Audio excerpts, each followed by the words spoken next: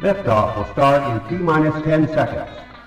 10, 9, 8, 7, 6, 5, 4, 3, 2, 1. We have ignition. It's time! Seconds from game 7 or from championship number 6.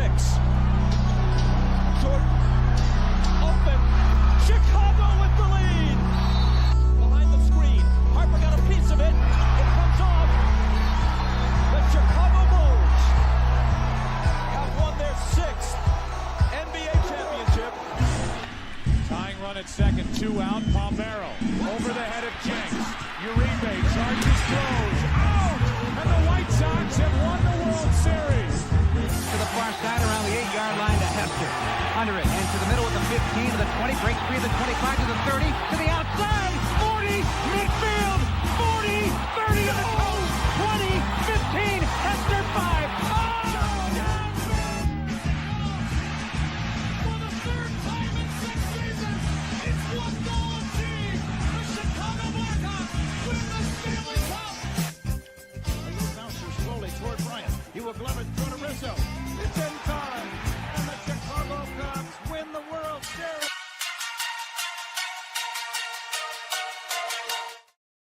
What up, what up, what up? Welcome to ShawnSierraSports on Sports Zone Chicago. I'm your boy, the SuperBack, Shawn Sierra. Thanks for tuning in. If you're watching us on Facebook Live, then I guess you found us on Facebook. And if you're not following us on Facebook, what? Come on, go to Facebook, type in Sports Zone Chicago, click the like button, and now you're following Sports Zone Chicago. Simple. But wait, there's more. Go to our YouTube channel. And if you're watching us on our YouTube channel, excellent. And if you're not subscribed to our YouTube channel, for real, come on, guys, go to YouTube, type in Sports Zone Chicago, click the subscribe button, but also click the notification button. That's the little bell next to it, and that'll let you know anytime a show from Sports Zone Chicago is going live. Get it? Got it? Good. Now, you can also tweet the show. Tweet us at Sports Zone Shy. That's CHI at Sports Zone Shy. Now, if you want to follow me, just me personally online. Want to know what I did? Let me tell you what I did. I made it nice and easy for you folks. Nice and easy. One handle for Facebook, Twitter, Instagram, Snapchat, and TikTok. All one handle at the Shawn Sierra. Listen, I got a great show, but I need you to get interactive. So whatever platform you're watching this on, whether it's Facebook or our YouTube channel, leave a question or comment on that platform. It'll come up here in the thread. We'll put it up on the screen. We'll incorporate it into the show. And that, my peoples, is what makes this the best morning Chicago sports talk show around. And that's you. So bring them all, baby. Questions, comments, smart-ass remarks, because ain't nobody scared over here. Like The Rock said, baby, don't sing it, just bring it. Man, let's check out the chat. The chat is jumping already in the morning. My man Black Diamond in the house early. It's the top of the morning, gang.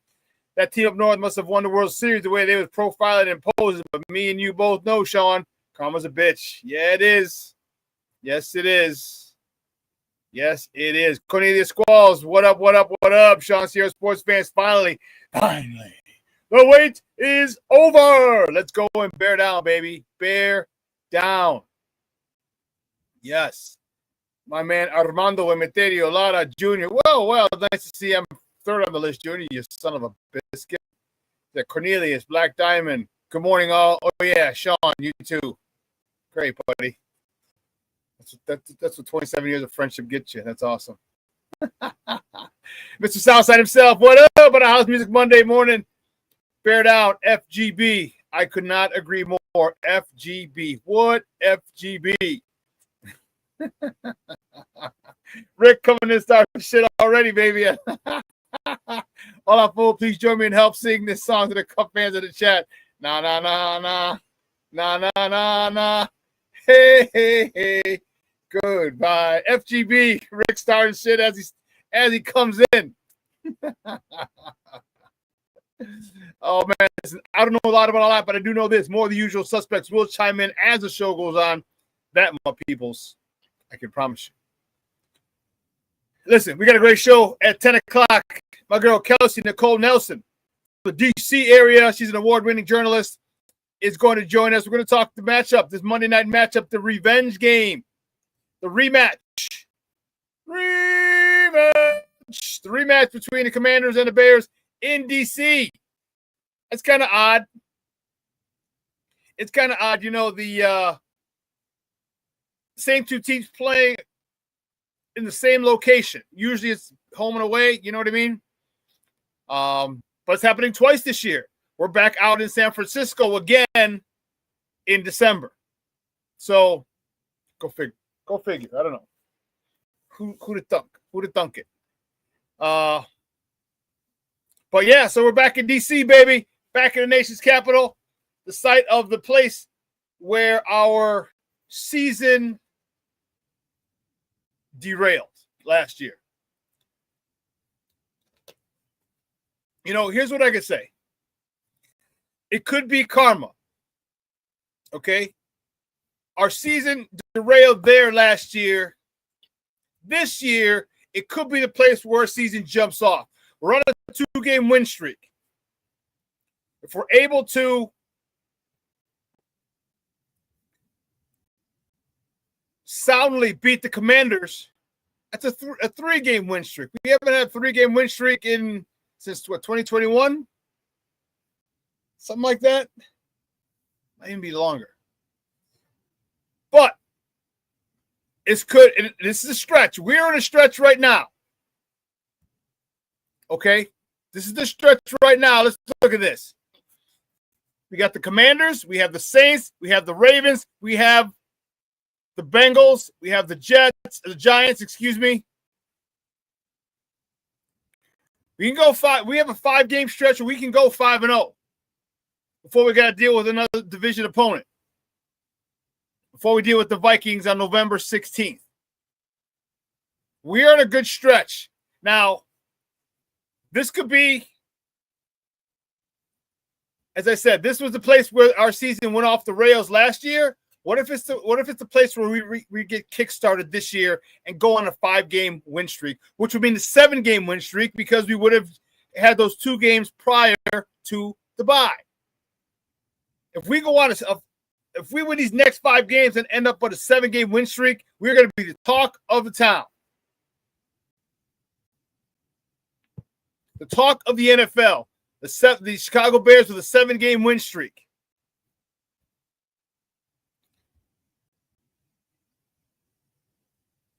Listen, just as easy as it was for us to believe that, or for the season to go crazy, go downhill, down the drain for us last year because of this game, we can believe that this can really propel us and springboard us to a nice little run as well. So I'm not above pushing for and believing for a 5-game win streak. I guess technically a 7-game win streak.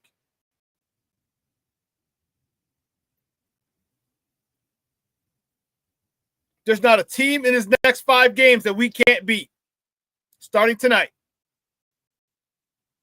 There's not a team on that list, on our schedule in the next 5 weeks that we cannot beat. So I'm excited to see how it actually plays out. Are the Bears able to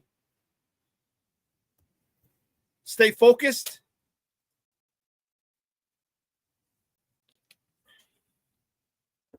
I don't know.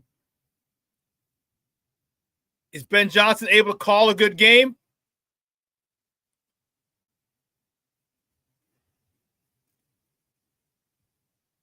Black Diamond, that's possible, Shawn, because Lamar's obscured and Joe Flacco's washed and Jackson Townsend, but he's beatable. Hey, I ain't gonna bullshit you, Black Diamond. You know me. I ain't gonna bullshit you. I'm gonna keep it a buck. All right, I'm gonna keep it a buck. These next 5 games are very winnable. But you better take these next 5 games and take them the way you eat a steak, one piece at a time. You got 1 week. The only team you care about right now is Washington. It's the only team. Worry about the Saints after tonight. I wouldn't, me, Black Diamond, I wouldn't say it if I didn't think it was true. We are in a good spot. The Bears are in a good spot to make some noise. a good spot to really, really, really put the NFL on notice.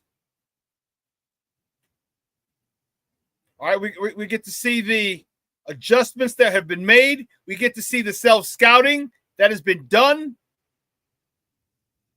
Get to see the course corrections that have been had over this last 2 weeks. We get to see it tonight. I don't know about you, but I'm a little bit excited about it. I am excited. Because if things go well,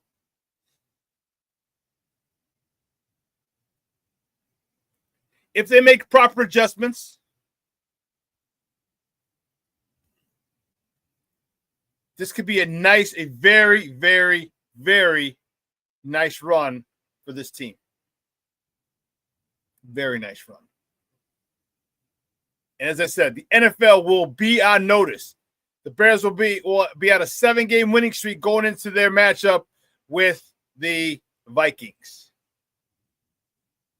That'd be pretty dope. That would be pretty dope. They'd be the hottest team in the NFL.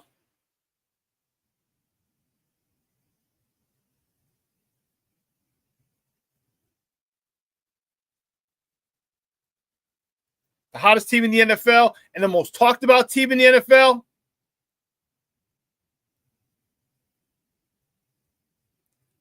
So, let me see something.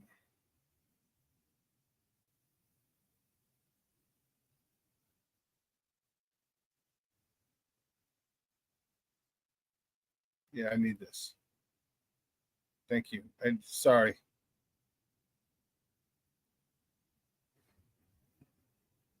See, this is why we can't have nice things. This is why we can't have nice things.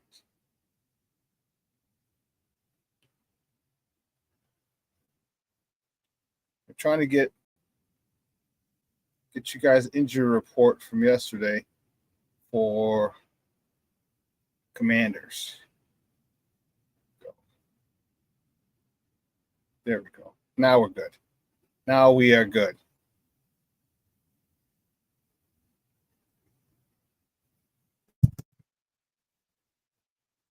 Cornelius said, I'd be more optimistic if the Bears started running the ball and stopping the run. Well, yeah. But here's the thing. The Bears are going to limit. Now, here's the issue. Here's the only issue. Because scary Terry McLaurin is out. Let's take a look at it.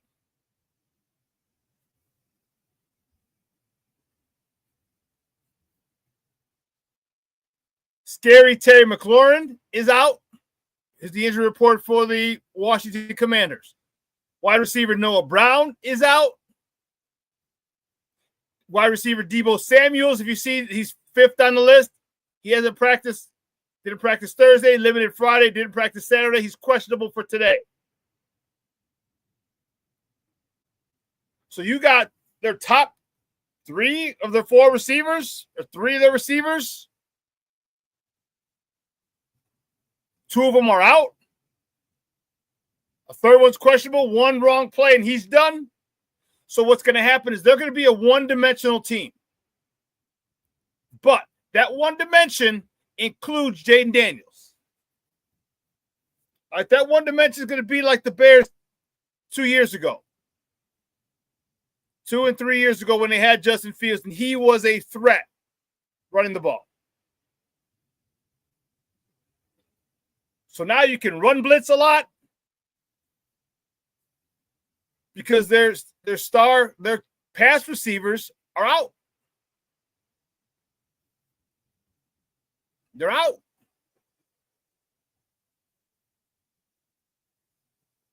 Bruja 7, what's up, Papa? Thank you for tuning in. Said happy Bear game day.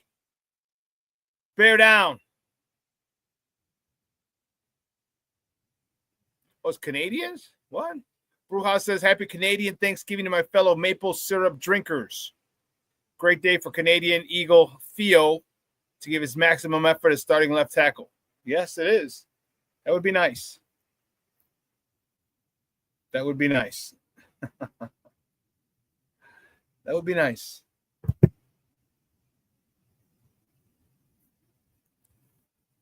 But we have a great opportunity in front of us. And this is exactly what Coach Johnson needs to talk to these players about, these young men, these men about. Like, you have a phenomenal opportunity. All right, you're coming off a 2-game win streak to get to 500.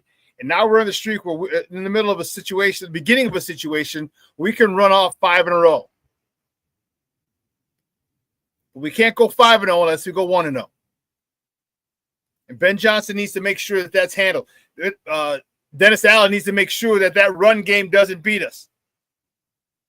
And I'll tell you what, the way our defensive backs have been performing. I talked about this on the Smoke Fellas on Saturday. Look at how many interceptions we have. Look how many interceptions we have. It is insane the amount of interceptions we have.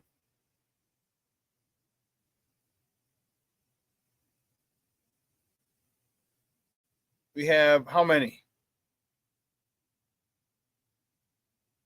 We have 7 interceptions in 4 games. Multiply that by 4, that's 28 interceptions. 28 plus interceptions. We have that extra game of 17. You realize we have 7 interceptions in 4 games with no pass rush. Do you realize that? Do you realize that? With no pass rush, we have 7 interceptions in 4 games. Imagine if we had a pass rush. Imagine if we had someone who can get consistent pressure on the quarterback.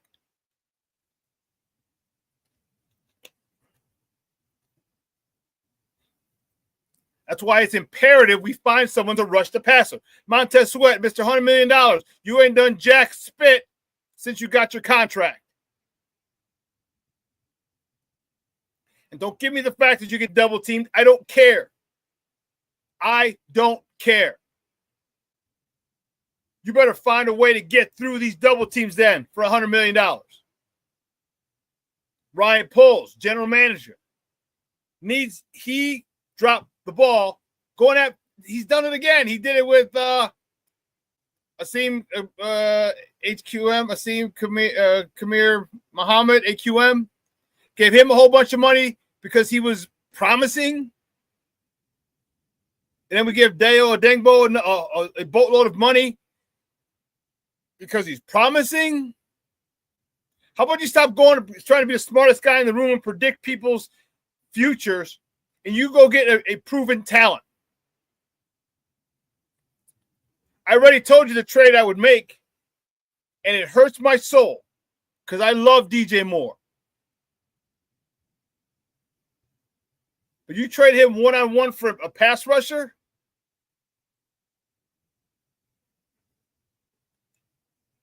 And it hurts. DJ is my favorite Chicago Bear as we speak.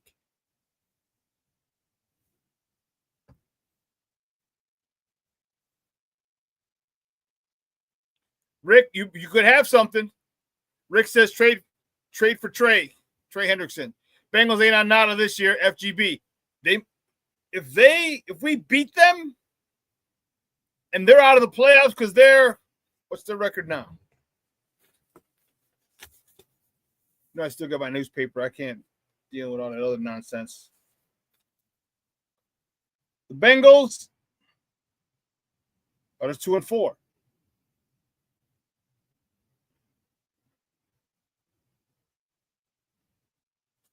They could be out of it, and they might be sellers.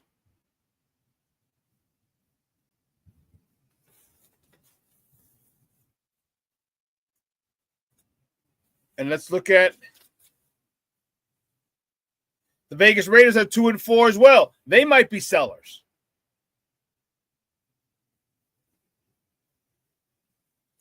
See, the Bengals wouldn't need receivers, though. That's the only issue for Trey Hendrickson.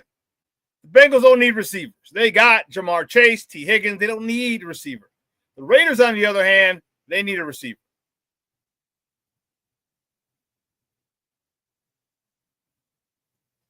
Cornelius, I would love to offer them a second and a fifth.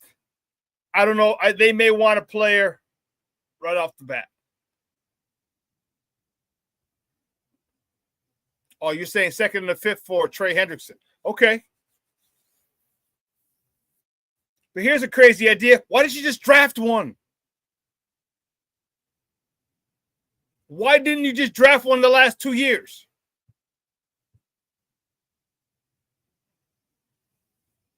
Crazy thought, huh? The Titans needed receivers too, yes, and they got that D tackle that will go perfect. Sorry, Gervon Dexter. The Gervon Dexter experiment is over. King Book of World checking in. What's up, Papa? I said salute everyone. And Shawn, good morning, buddy.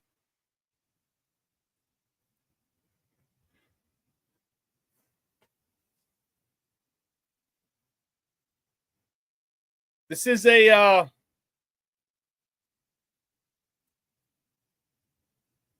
it's a precarious time because you're waiting for this offense to get good, to get consistent, to start rolling.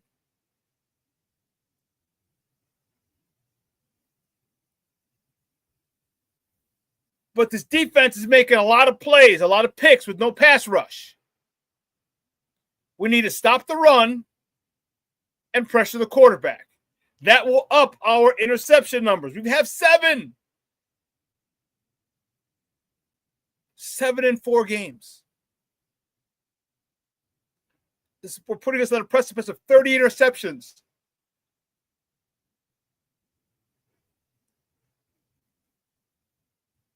But we got to stop that run. And we need a D tackle. I would love a D tackle who's disruptive, can help stop the run, and collapse the pocket from the inside.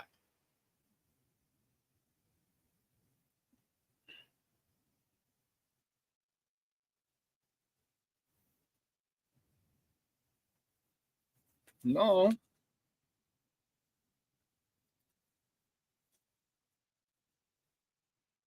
Detroit.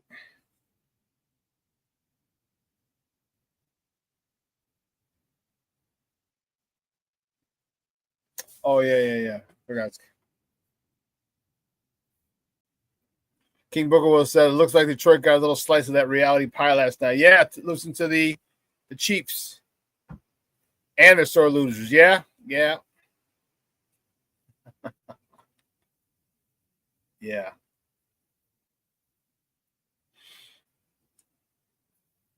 But I think we are one.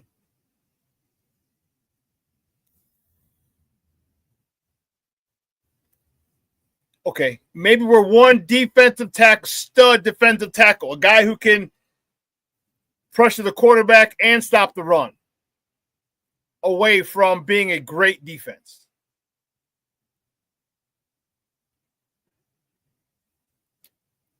Like, I know we don't have anything on the other side. Austin Booker's coming back today.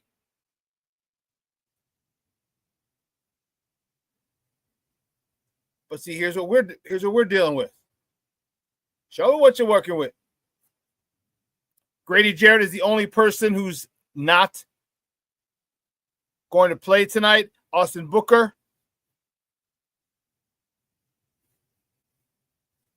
is designated for return. He's a full participant.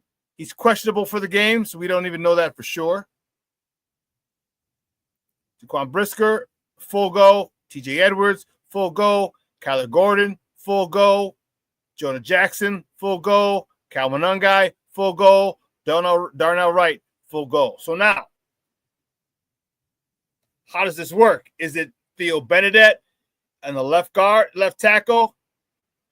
Darnell Wright gets his job back at right tackle.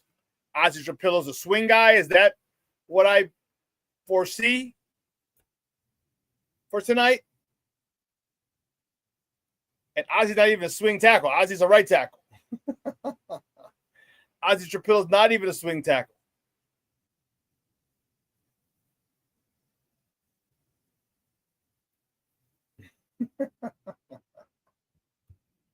Rick says, but Shawn, Dom Rob and Dexter had great camps according to King Polls, FGB. Yep. And too bad they couldn't translate into games. King Booker Wolf says, I think the defense has some improvement tonight with the returns tonight. They better. With Spidey coming back. Let's double check. See what we got. Brisker full. TJ Edwards full.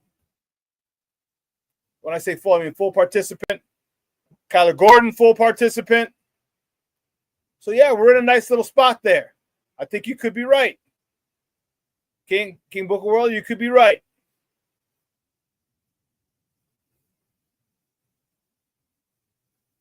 You know, I will tell you this though, Rick. We could goof around about Dom Rob. He had the only sack last game, if I'm not mistaken. Did have that only sack for the Bears. I'm not saying, I'm just saying. I'm just saying. Dom Rob had the only sack for the last time for the against the Raiders, if I'm not mistaken. Let me double check because this doesn't seem right. Standings, new scores. Got the Raiders. Yeah. Box score.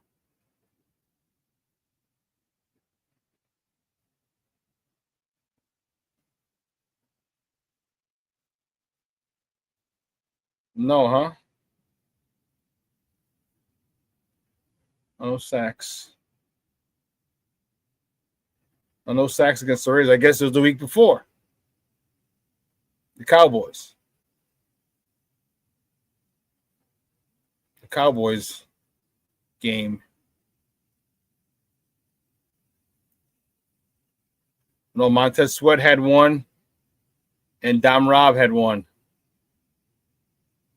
Yep. So, hey. If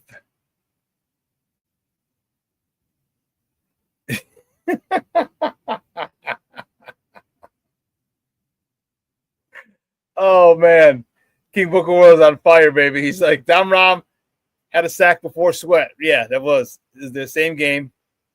I'm completely done with Montez Sweat. You now get called by your full government name. Oh man. Yeah, I agree. You jacked up, boss. You jacked up. But anyway, listen. Here's what we're gonna do. We're gonna take a quick break. I gotta get the warden off to CrossFit. On the other side of the break, we'll get right into our top of the morning topics. All right. So don't go anywhere, folks. Keep it locked right here. Shawn Sierra Sports on Sports Zone Chicago.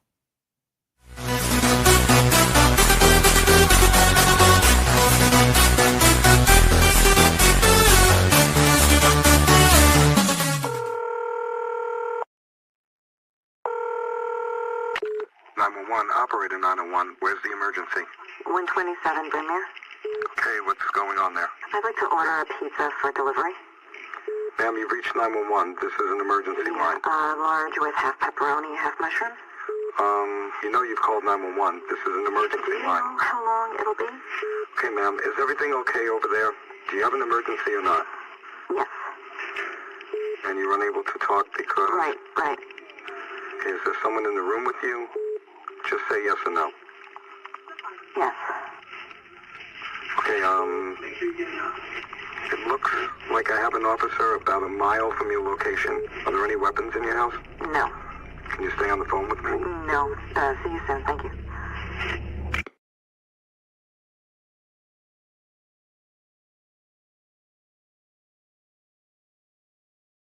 Every day, we take steps to keep the people we love safe, but some health risks are easy to miss. Ticks hiding in the yard can spread germs, like the ones that cause Lyme disease. Mice searching for food can spread bacteria that makes us sick. Mosquitoes lay eggs in standing water and can spread West Nile virus and more. Cockroaches are drawn to water in the home, leaving behind allergens that can trigger asthma attacks. Common pests can threaten our health. Learn how to protect your family at pestworld.org. When I'm flying, I put my helmet on, my visor down, my mask up. You don't know who I am. Whether I'm African American, Asian American, Hispanic, white, male or female. You just know I'm an American airman kicking your butt.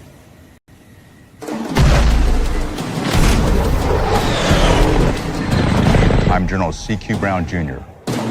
Come join us. No, I don't know though. I'm scared. I mean, you're so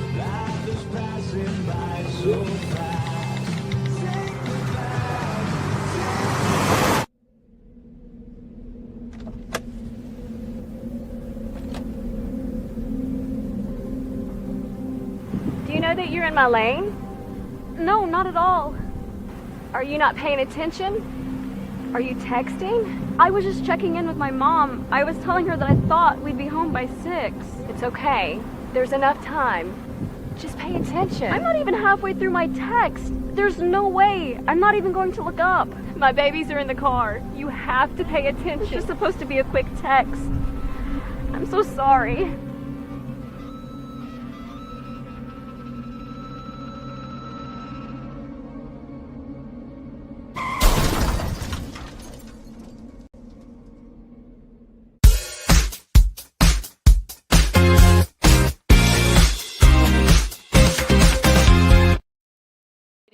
We showed you in the open flirting with a triple-double in game number 2, getting back to his full game conditioning. Buzelis drives, can't get it to go, but the second chance goes for Vucevic. Type of mentality, man. You can only see good things for him. Giddy kicks it out, Buzelis right on three, gets the three-pointer to fall. The Bulls, it's interesting you bring up the sumo coming off that shoulder surgery back in March as Williams gets the feed down low, turnaround off the glass. You want to see that if you're Billy Donovan, high level, but there's been a lot of injuries. So there's a chance for the Bulls out there. Bang, bang, bang. A little fake, comes up short. Giddy the board. The sumo in transition makes it look easy. Albrecht, the rebound. The and the finish. Welcome back to Shawn Sierra Sports on Sports Zone Chicago. Those clips courtesy of Chicago Sports Network. Those are the Bullies. The Bullies, only the Bulls. Only the Bulls. Unfortunately, they were unable to seal a deal last night. And, lost a little bit.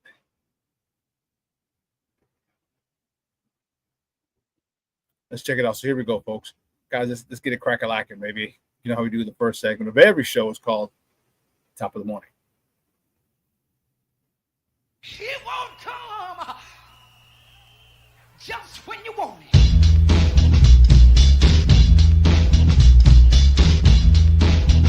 Top of the morning to you.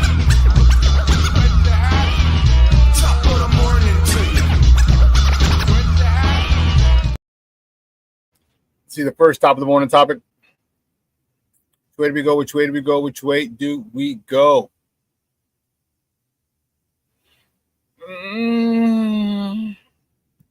Yeah, sorry, folks. Sorry, Cub fans.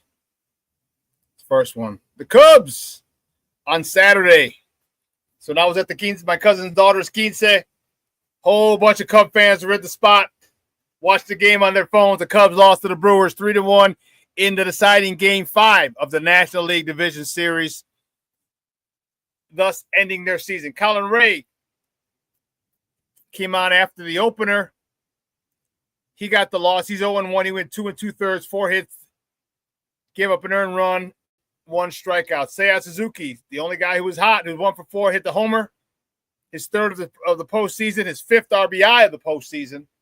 Kyle Busch was 1 for 3. Nico Horner was 1 for 3 as well. The season is over, and the Cubs won 92 games this season. 92 games. All right. It is I guess Cub fans is a good season. It doesn't feel that way. But did you guys picture 92 wins? I think Pacoda had you at 92 as well, or 90, 92.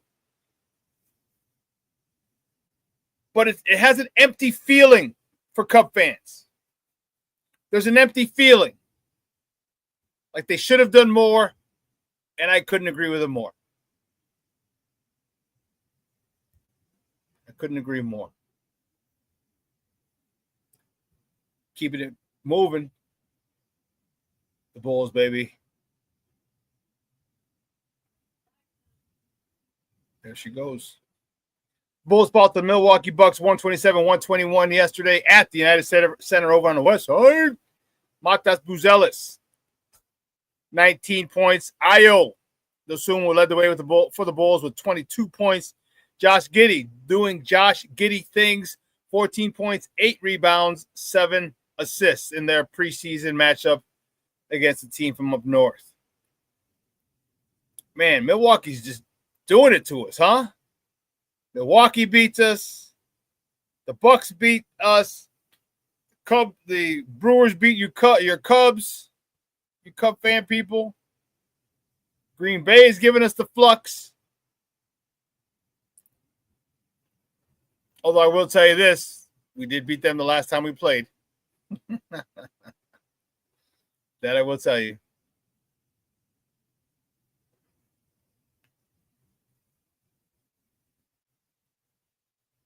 So tough one. I mean, but again, this is preseason, so let's not get too crazy. Don't get all out of whack. All right, staying with the Bulls. The next top of the morning topic: the Bulls travel to Denver tomorrow to get some weed. I'm sorry, Rick. I mean to face the Nuggets. Tip off is at 8 p.m. Central. You can catch that game on Chicago Sports Network or listen to it on their flagship station, 670 a.m. I'm liking a lot of what Matas Buzelis is putting out there. I really am. I really am. He's developed. He's gotten stronger. It's great to see that young man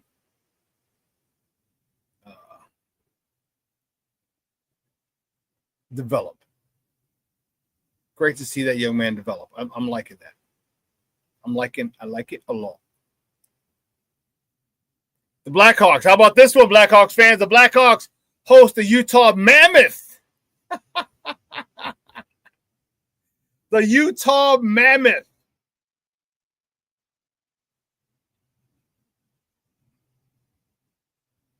Dude, that is crazy. That is nutso. The Utah Mammoth.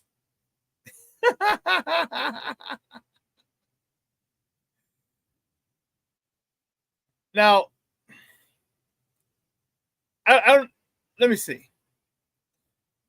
Folks, let me know what you think.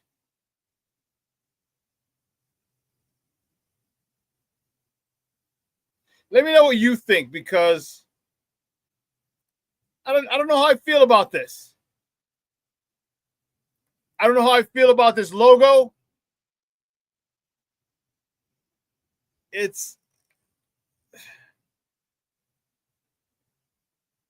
don't know. I don't know how I feel about it. Let me know. Give me your thoughts, because this is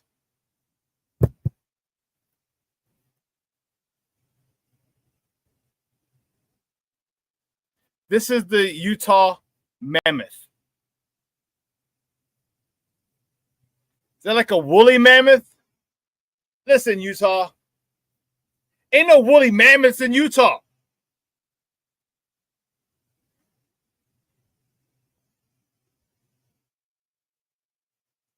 I hate to break it to you.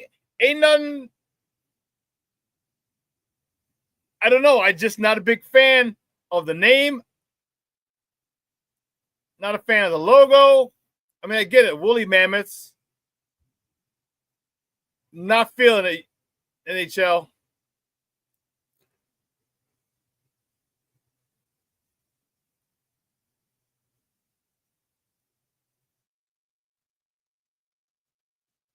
Shorty, yes. Shawn, I try to find that cigar at local cigar store. No luck. Do you know if I can buy them online? Yes, you can. Shorty, I will send you a link to Discount Cigars, cigar outlet, or something like that. I get stuff all the time. They actually have a sampler set right now. 5 of Alec Bradley's. They have 5. I don't know if they have that one that I gave you, but they have a whole bunch of Alec Bradley sets. 5 for $25. 5 sampler pack. They're on sale right now. So I'll shoot that link over to you after the show.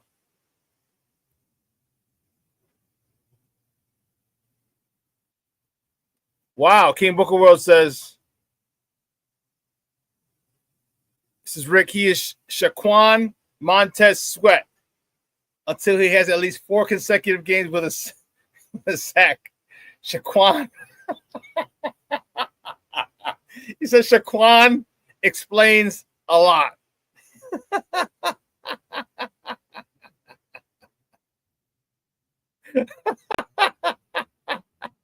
Shaquan. That is classic.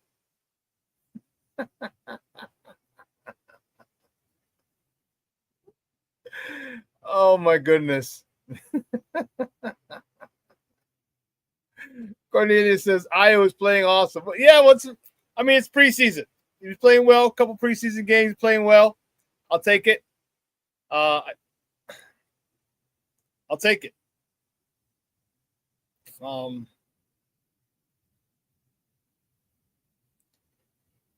Now, can he do it during the season? Can he and stay healthy? That's the big issue.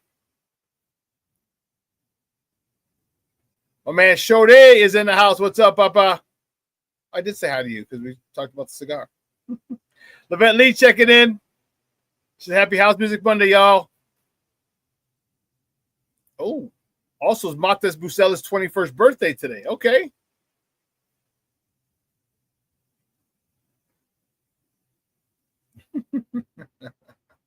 Rick says, us Sox fans would be happier than pigs and shit if we ever win 92 games. Be happy with the run, Cub fans. FGB. Yeah, 92 wins for the Sox would be insane.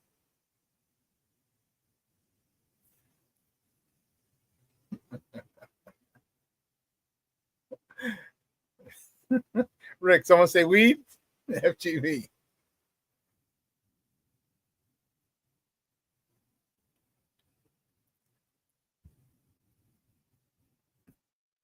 Michelle said, what's a mammoth? A woolly mammoth is an elephant. It's an elephant. It's a furry elephant that allegedly lived in the Ice Age, had big tusks. So you can see why they would choose mammoth. But like I said, Utah. I mean, I guess I want... No, because it's not like Colorado. Everyone goes skiing in Colorado. I'm sure they have skiing in Utah, but yeah, Park City, Utah. Never mind. But that's what a mammoth is, Mr. Southside himself. It is a woolly, big elephant, a furry elephant that lived in prehistoric times.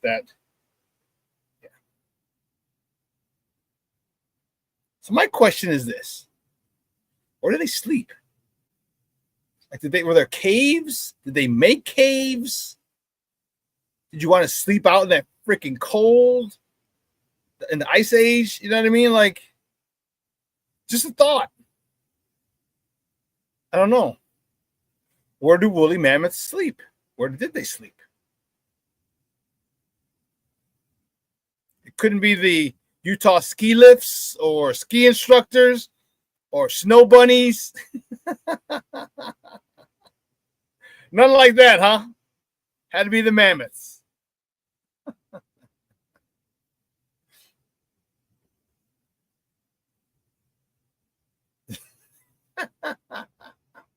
Rick says, let's be real. Mammoth sounds better than Packers.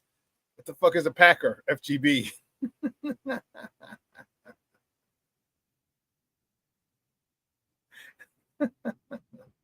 King Book Oil says, Rick, I had a joke, but I'll keep that one to myself. Yeah, that might be a good idea.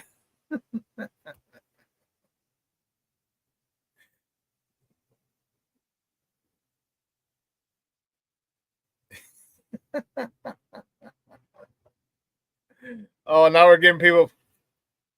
Sure, I hope your wife didn't get in trouble. Oh, goodness, you guys are on fire. You guys are on fire. I love it.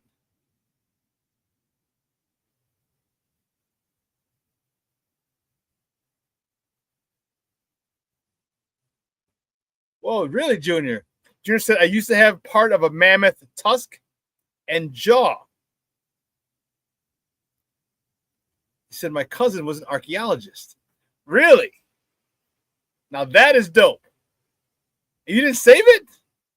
What? Dude, that'd be like the topic of conversation anytime it came over. We could have talked about it years ago. Dude, that'd have been dope. That's nuts. That's nuts. But that's what a woolly mammoth is. Well, let's talk about it.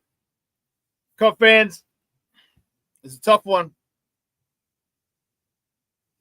All right, it was a tough one, a 3-1 loss. All right, I said if the Cubs got hot at the right time, they could do some damage. They could not get hot at the right time. They could not produce any runs. And it's kind of ironic that Milwaukee beat them with 3 home runs. 3 solo home runs. Milwaukee's is not known for hitting home runs. Milwaukee is known for getting guys on, getting them over, getting them in. Milwaukee is not known for their power. But they had 3 home runs, and that was it. And the Cubs couldn't manufacture a run.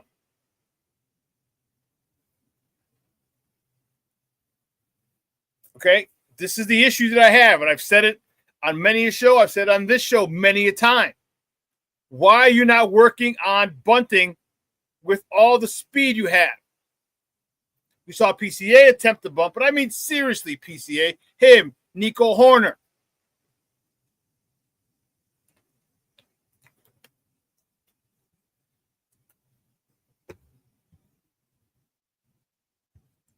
Some of the other guys. I mean, I know we got a lot of big bats in the lineup, but you got to get on.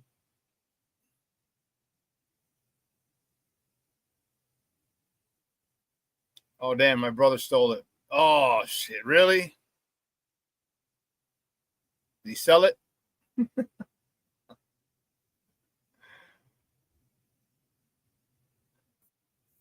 Damn. But that's what happened with the Cubs. The Cubs, here's the good thing about the Cubs. You guys are in a good spot because you have a lot of young players. You have a lot of veterans. You have a really good mix. What you need is starting pitching. You need a lockdown, lights out, number 1 son of a gun. No ifs, ands, or buts about it. We don't know how different the series would have been had Caden Horton been available.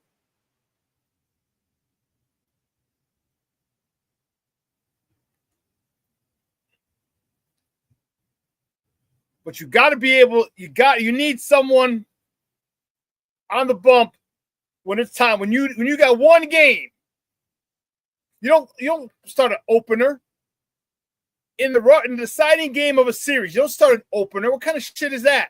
Starting an opener. No, you give the ball to your best guy. You line it up at the beginning of the series. Say, okay, so if we go game 5 or we go game 7, this is who I want on the bump. My best against your team. That's what we need. Take that back. That's what you need.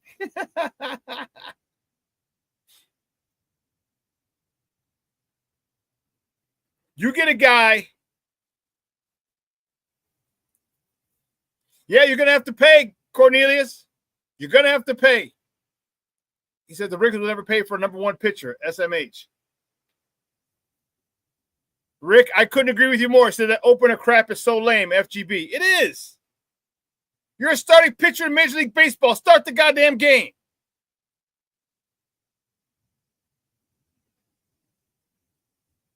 And now they're going by outs. How many outs can they get? So if you're a starter, you know it can get you 15 outs. You go with an opener, so that'll be the first inning. 15 outs to get you through 6.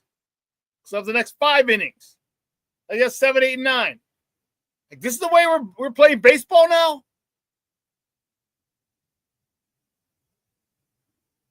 Now it's by outs? It's like, come on, man.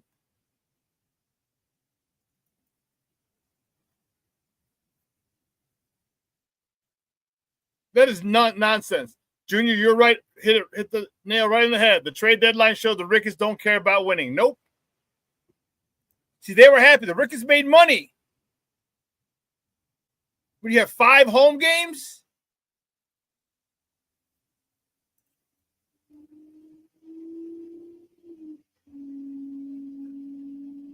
Let me see something. How much do the Cubs make per home game?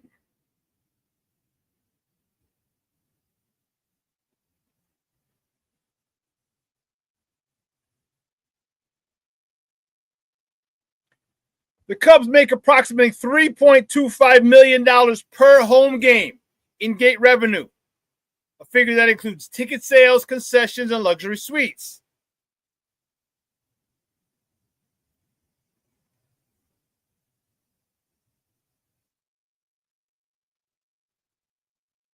But this is the playoffs. So playoff tickets went up. Let's find it.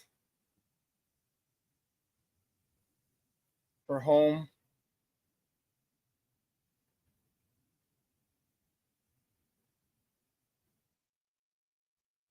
About $4 million. To make about $4 million a game. So that's an extra $20 million bucks they just made. An extra $20 million bucks. And you don't want to go get a starting pitcher? What? You're in a great spot. You get a knockdown number one pitcher, and then you get Cade Horton.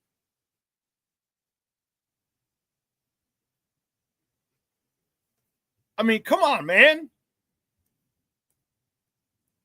I mean, if you're in it, you got to be in it to win it. You can't be bullshitting, and you can't be.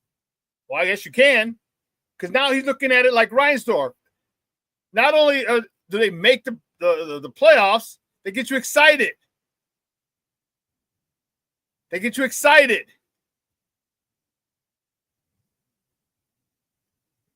You got Javier Assad, Matthew Boyd, Cade Horton, Shota, Colin Ray, Michael Soroka, Jameson Tyone. So you get to start at number one. You got Cade Horton, Jameson Tyone, maybe Colin Ray, and then everyone else fight for that last spot or just have it a rotating 5th starter.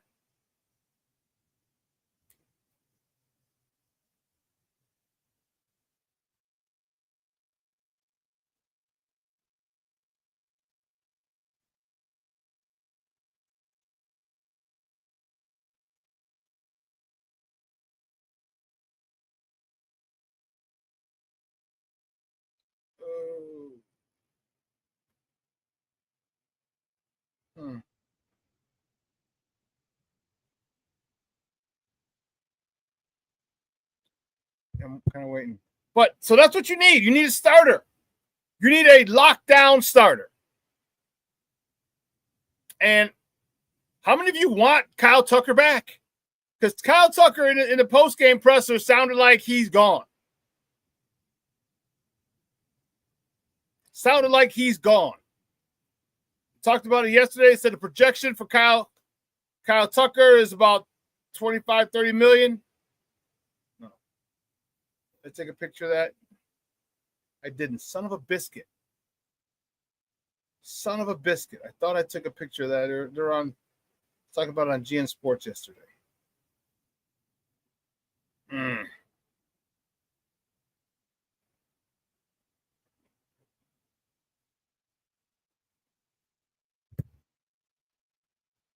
But it just doesn't make sense. I don't get it.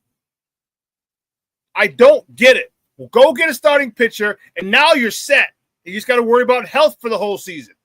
That's all you got to do. I don't understand. The Ricketts don't want to do that thing. You spent $1 billion building up Wrigleyville.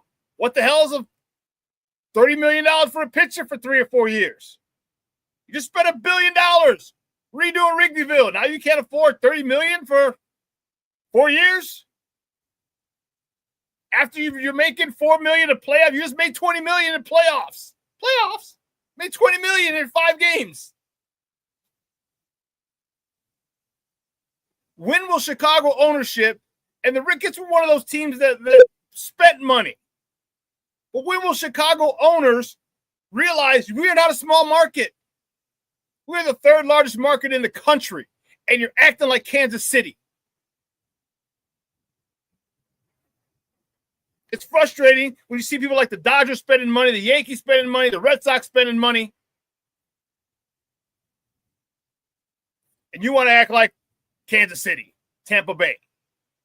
I'm talking about all our owners. Go figure. Anyway, now you got me fired up. We're going to take a quick break. On the other side of the break, we're going to welcome Kelsey Nicole Nelson from D.C. She's covered the Commanders. We're going to talk about this Monday night matchup. The revenge game for our boys. DC, the Commanders are down a little bit. We're going to talk to her, see what she thinks about this upcoming rematch from last year. Same venue. It was in DC last year, too. So we'll find out what she thinks. Keep it locked right here. Kelsey Nicole Nelson up next on ShawnSierraSports on Sports Zone Chicago.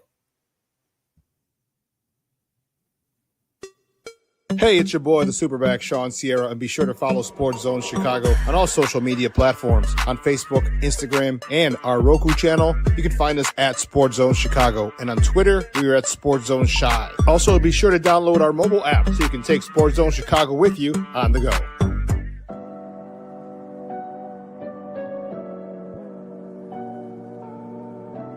How do you take care of your mind health? For my mental health, I meditate in the mornings. I have my dogs. They're the best. I just find ways that help me just relax. Finding things that make me happy, like being close to my family. I meditate a lot and read books. I have hobbies outside of the game. I'm able to switch off. I'm able to turn my brain off from the game of basketball. Your mind health matters. Your mind health matters.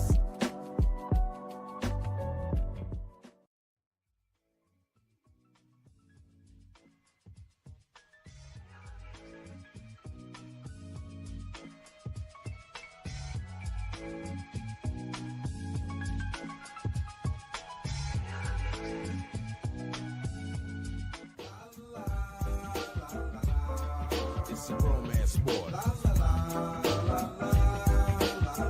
What? It's a romance sport like that. Your Marine Corps' way of life is to defend the American way of life.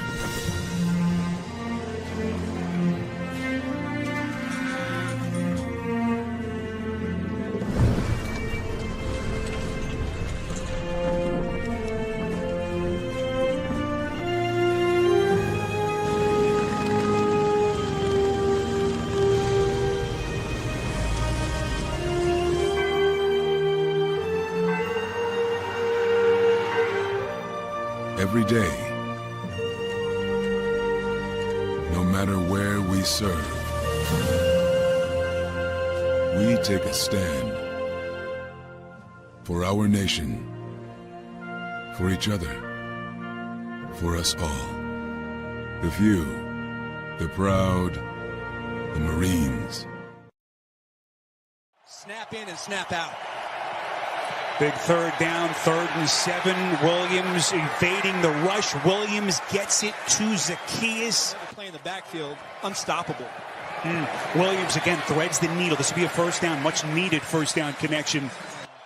And some of the attractions to check out here in Vegas is Caleb Williams back to the air. This will be a first down on a 3rd and 2. Geno Smith going to run for it, and he is picked again. Tyreek Stevenson with a word. Number 29 in the slot on a crossing route. And they've had some trouble on these crossing routes, but brilliantly played. And another Chicago Bear takeaway. Question is, can they capitalize? Welcome back to Shawn Sierra Sports on Sports Zone Chicago. Those clips courtesy of CBS Sports. Those were the boys, baby. Those were the boys. Man, it seems like a month ago. It's only 2 weeks ago. Seems like a month ago they're out in Vegas, baby. Vegas with a big comeback win over the Raiders, or a blocked field goal win over the Raiders. That was insane. I'm telling you, I'm having a whole bunch of FOMO. I really wish I could have been out there because that was insane. The party, Chicago parties out there must have been nuts. I saw some people went live a couple times, some stories from my people out there. It was insane. I was with my cousin yesterday, and he was at the game. He said, I said it was about 70% Chicago, because no, it was about 80% Chicago fans in the stadium. That had to have been lit. Woohoo! But yeah. Well, my next guest is a friend of the program. She's been on here a few times. We're talking Commanders, Bears. It's a rematch of last season where they got the best of us, thanks to a young man who was a little cocky, undisciplined, and it bit him. It bit him in the ass, and it bit us in the ass. And that was the beginning of the downfall for our season. 10 in a row we lost, and it was a game that we all want to forget, and hopefully this time around could lead something else. She's an award-winning journalist. She's covered the Commanders for years. You can find her on Twitter at @TheRealKNelson. Guys, let's welcome back to Shawn Sierra Sports, Kelsey Nicole Nelson. Kelsey, good morning, ma. How are you? Hi, good morning. I'm great. Happy Monday, and happy Monday Night Football to football fans. I'm looking forward to this evening's matchup. I am fired up about tonight's matchup for reasons I just spoke about. So let's get right into it. Last year, we got punked. You guys got us. Tyreek Stevenson was lollygagging around, talking to the fans, acting a fool. His back was to the ball when the play started. Then he tips the ball to the guy who he's supposed to be covering. He wasn't even supposed to be in front of the pile. He's supposed to be in the back. Yeah. And he was a joke. He was the butt of a lot of jokes across the NFL. And then this year, it seems like he owned it. All right. He was a man about it. He stood up, said, I screwed up. It won't happen again. He's playing good ball. Talk to me about this upcoming matchup tonight from an offensive standpoint, from you guys going up against our defense. We got 7 picks, Kelsey, 7 picks in 4 games, and we have nowhere near a pass rush. Chicago pass rush on the back of a milk carton. We have no pressure whatsoever. You teed me up perfectly, Shawn. Well, first, I'll start with the atmosphere that you described last year, and I think fans can expect much of the same. That is the hottest ticket in town right now, going to the Commanders matchup. So better believe that the fans will play a factor into this game right now, especially obviously with this team having Jaden Daniels back in the saddle. I mean, what can JD5 not do? Now, of course, there's still questions about that knee injury, but he has been playing obviously just pretty great football. The pass protection will be something, but I'm glad you talked about the run game, the ground and pound. I don't think the Commanders get talked about enough when it comes to the run, though they are one of the best teams right now when it comes to running the football, but probably because the names aren't as flashy, right, as some of the long-term NFL running backs that we've had. But I think when you're looking at, you talked about it, some of the big names not playing in this game, right? You know, everyone, all the talk this offseason, Terry McLaurin, we know Terry still out for this game. You know, I know this might haunt Chicago Bears fans for me to say this name, Noah Brown, also not, being in this game. But, I think going back to that, Jaden Daniels has talked about last week, really saying, you know what, the Hail Mary, that was last season. Look, this is a brand new season. We're playing football. We've got to focus on the game to come. come. Of course, lots of fans are excited about welcoming Caleb Williams back. But going back to the offense, I think one player I'm looking to step up in this game potentially will be Zach Ertz. He started hot, but has really kind of been quiet the last couple of games for the Commanders. So we'll have to look if he's going to get more targets. Jalen Lane is somebody else I think you're going to have to be looking out for as you look at the Commanders offense. Between him and Luke McCaffrey has been another kind of shining star, right, Shawn, when it comes to the Commanders. He's been using really well in the special teams game with the returns. And he's one that's actually one of the best punt returners right now through 6 punts.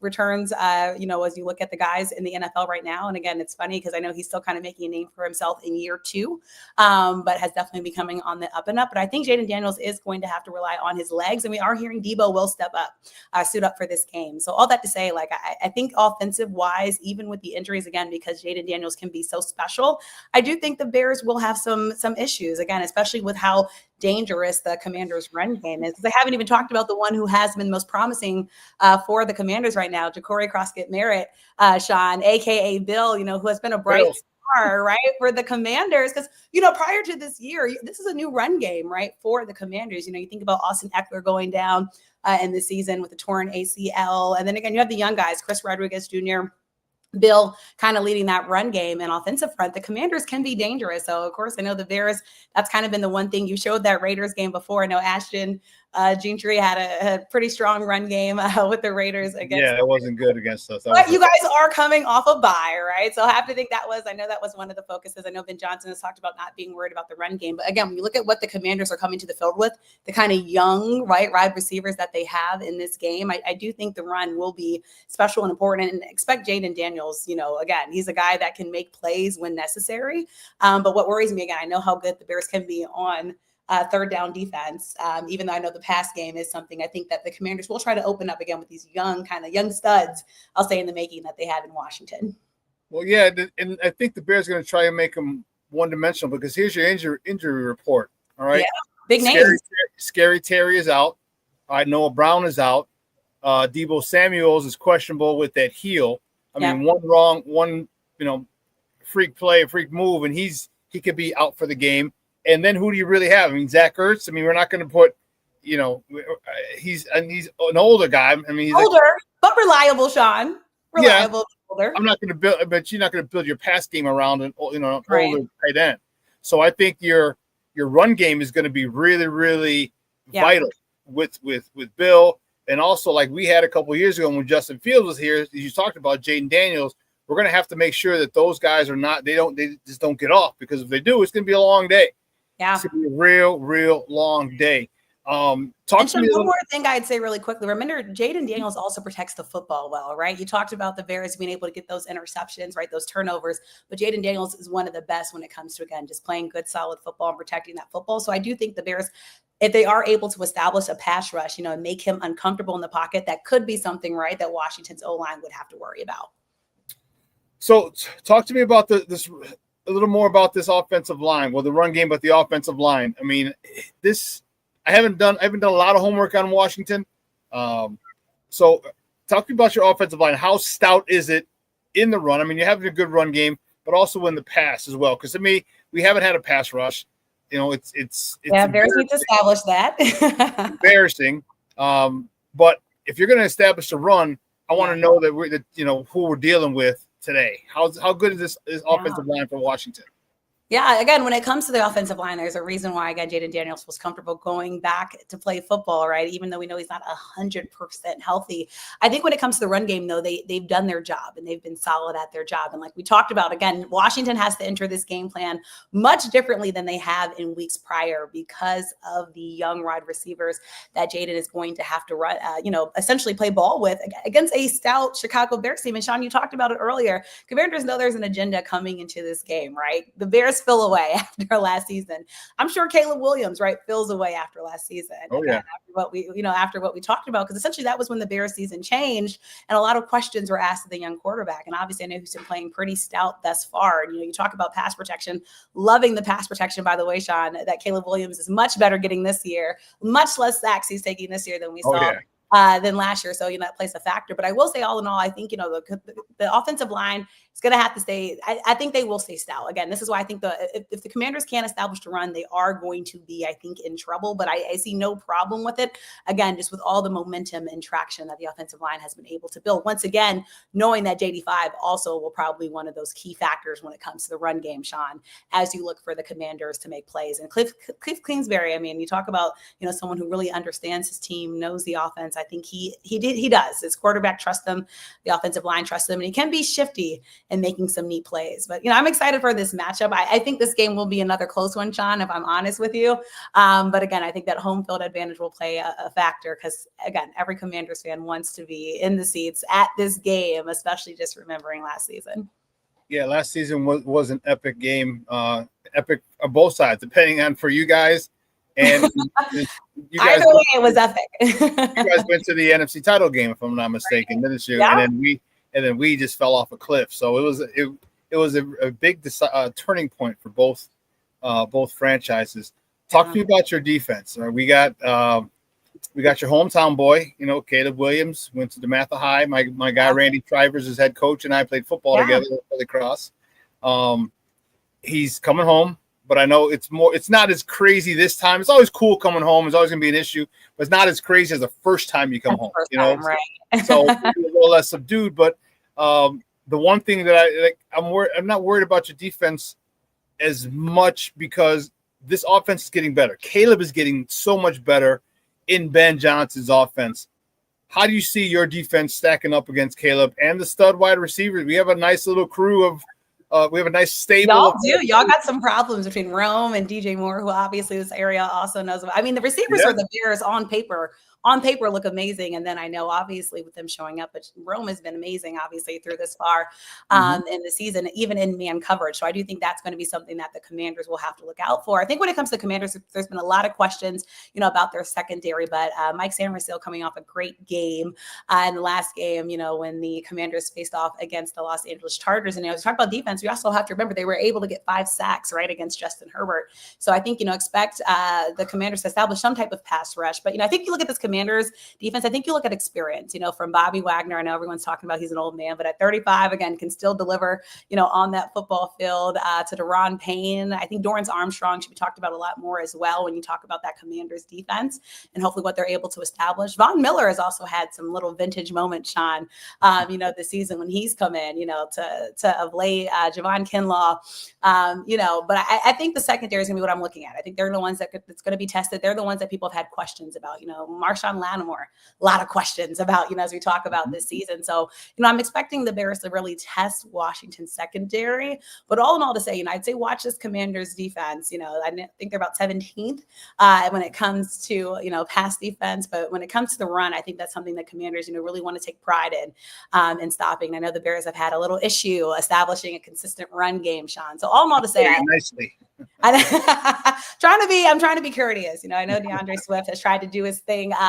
But all in all to say, I think the Commanders defense, again, on paper, they might not have the flashiest names, but they do their job. But the secondary, I think, is going to be the part against those very talented wide receivers, tight end that the Bears have that will be tested. So I'm expecting the Bears playbook, to challenge that. And I think we're going to have to see some different defensive looks when it comes to that. I think man scares me for the Commanders, against the wide receivers that y'all have and the speed that they bring, to be able to stretch the field. So definitely expecting, the command. I'm laughing at the comment. It said they might be the oldest in the league.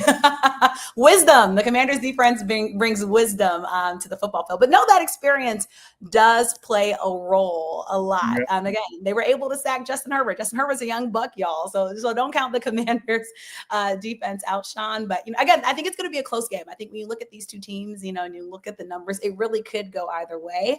But the Commanders defense has been stout. They have been solid, and they're looking to really, I think, pick up, especially in the turnover game. The Commanders defense has tried to put a point of emphasis on this year as well. So if they can force Caleb into some uncomfortable situations, expect the Commanders to win this football game. Yeah, you talked about them playing man and Rome doing well in man. Let's not forget DJ Moore had a one heck of a year 2 years ago in Washington. Was it 3 years ago? Well at home. He had a great game. DJ Moore feasted. Yeah, 3 tutties. And I mean, he was going crazy. So we have some. So if you guys decide to go man, we have 2 guys who can really, really exploit man defense. Yeah. And that's what we're looking for. We're looking forward to. But you mentioned the run game, and we've, to put it nicely, our run game has sucked. And that's kind of because we went away from it. Yeah. We went away from it, and that's the frustrating part. Do you think the Bears? How confident are you that you can stop our run if we decide to stick with it? Because we got Kyle Monangai, the youngster out of Rutgers. Right. I'm telling you, he led the Big Ten in rushing 2 seasons ago. He was second in the Big Ten in rushing this season. So you don't lead. That's not small boy football. That's big boy football. So he's got some talent. And then we talked about DeAndre Swift. We have some guys who can tote the rock. We just don't stay with it. If we stay with it, how confident are you in your people like Daron Payne, who we were trying to get a couple years ago, in stopping our run game? Because if our run game gets off, then it's a whole nother bunch of problems for you guys, right. Because the offense is based off of run and play action. Yeah, I think it's going to be a point of emphasis. But again, you look at this Commanders, and I don't think the Commanders defense gets enough credit, folks. Like the Commanders defense is second right now, tied for total sacks in a season, but nobody's talking about that right now because, again, they don't have the flashy guys on defense. But the run game is, again, where I feel more solid. That's been the more consistent part, Shawn, of this Commanders defense, right? That middle. It's the secondary that has been the issue, I think, with wide receivers being able to exploit. So all in all to say, if the Bears are able to establish that, expect big problems for Washington because you already have a bunch of studs you have to worry about running wide open in the backfield, and then you have to worry about but all in all, I expect the Commanders, again, coming off what they've been through thus far, I don't expect the run to be the problems that the Commanders have been allowing some big plays, right? We saw Justin Herbert be able to take off.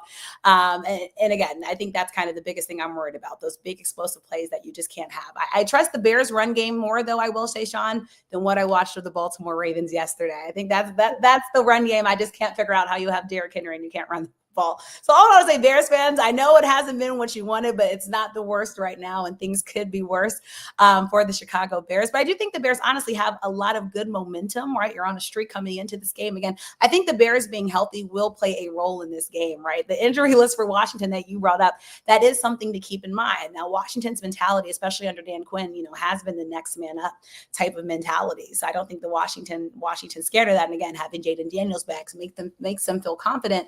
But all in all, to say, I do think the two defenses will be tested, but the wisdom on this defense, I think it does say something, especially the leadership. People talk about Bobby Wagner, but not just on the football field, but just his leadership that he brings, how he inspires that locker room, how he inspires that team.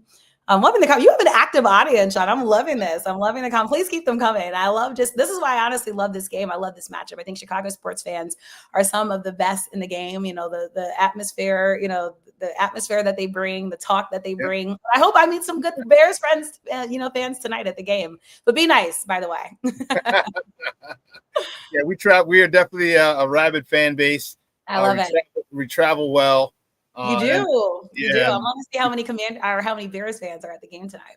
Yeah, that's good. That's going to be fun. Let's talk about the head coaching matchup. We got a first-time head coach. He's a phenomenal offensive coordinator, but offensive coordinator / head coach / offensive coordinator. Those are two different roles, and he's doing a decent job. He's insulated himself with some really veteran assistant coaches in Dan Allen. Eric sleeping with Bieniemy. He's got some quality guys, and you guys have Dan Quinn, another dude who I believe the Bears interviewed a couple years prior as well for the head coaching gig. How do you see that matchup going? Who has the edge as far as coaching goes?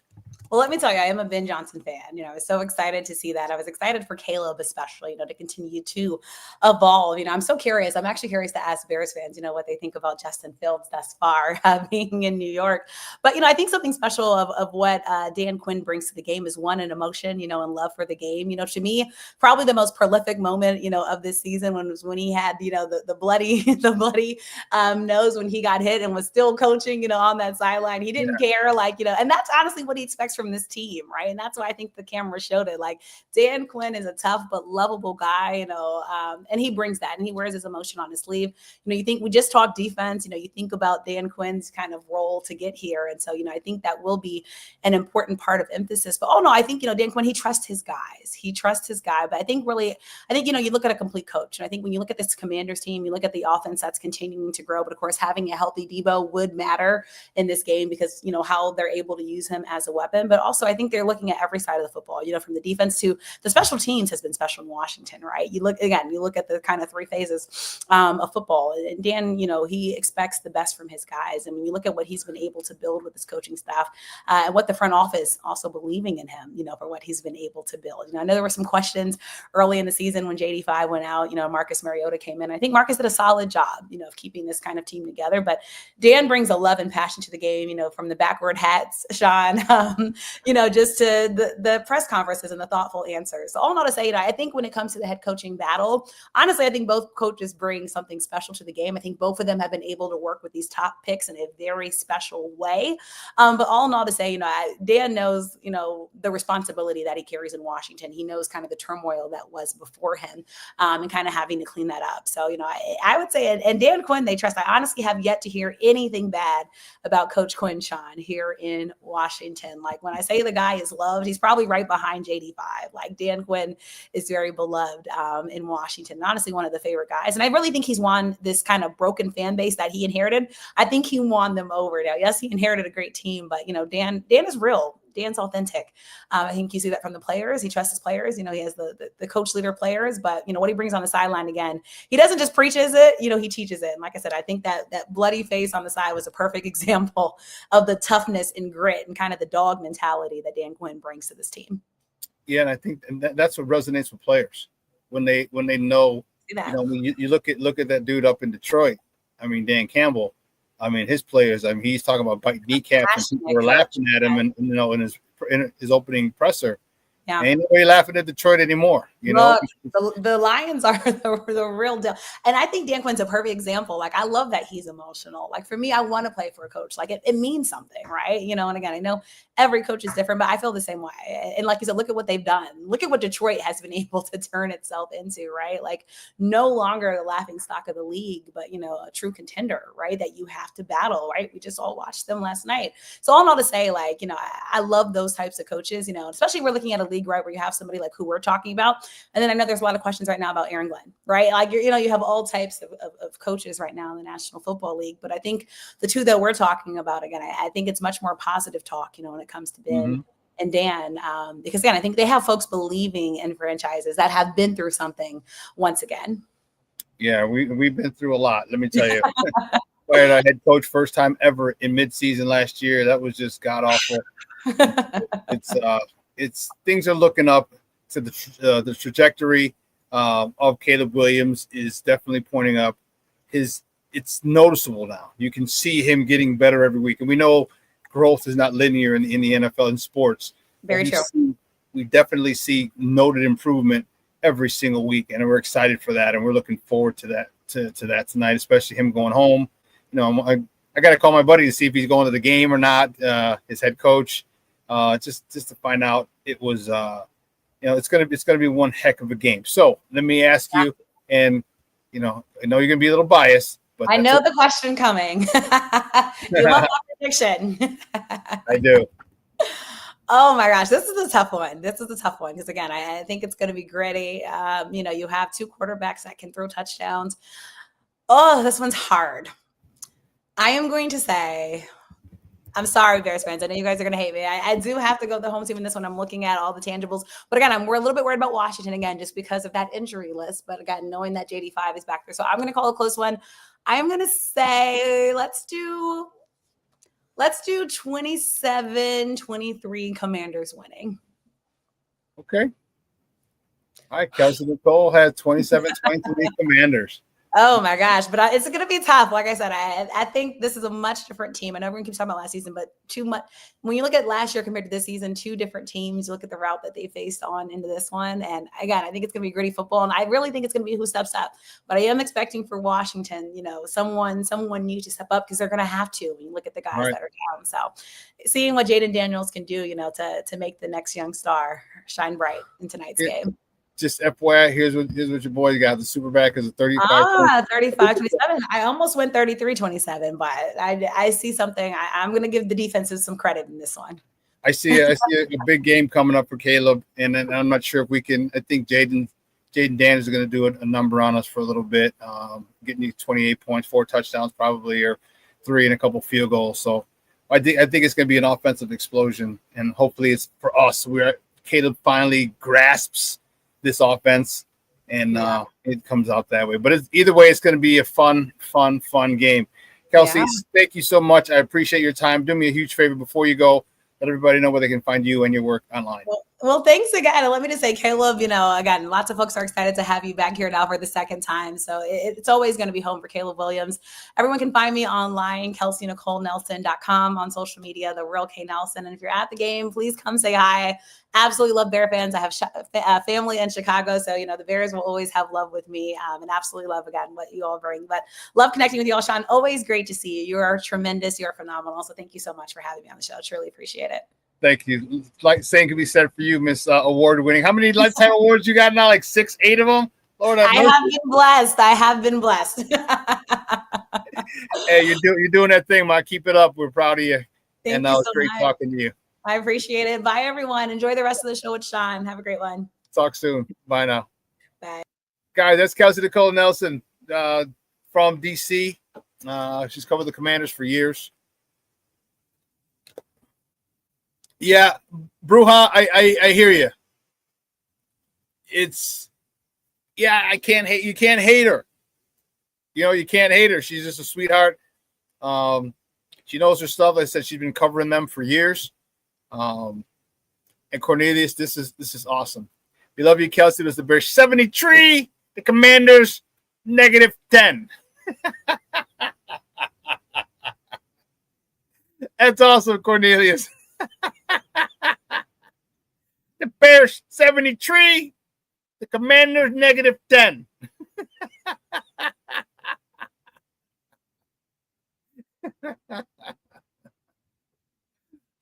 King Booker said, "Okay, I was being nice. Basically, all I heard was the Commanders 3s are better than the Bears 1s," and that's what I was saying. Like, you got Jaden Daniels going to have to make superstars out of these guys. And here's the one thing that I talk about. Here's the one thing that I've said repeatedly. Give Washington the proper respect that they deserve. Don't come in there because Scary Terry's out, Noah's out, Debo might not be 100%. Don't come in there thinking that it's going to be a cakewalk. Give them the proper respect that they deserve.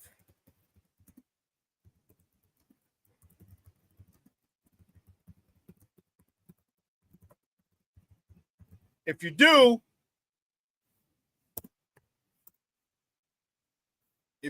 give them the proper respect they deserve, the Bears should win. The Bears should win. Give them the proper respect that they deserve. Because if you don't, that seventh round, is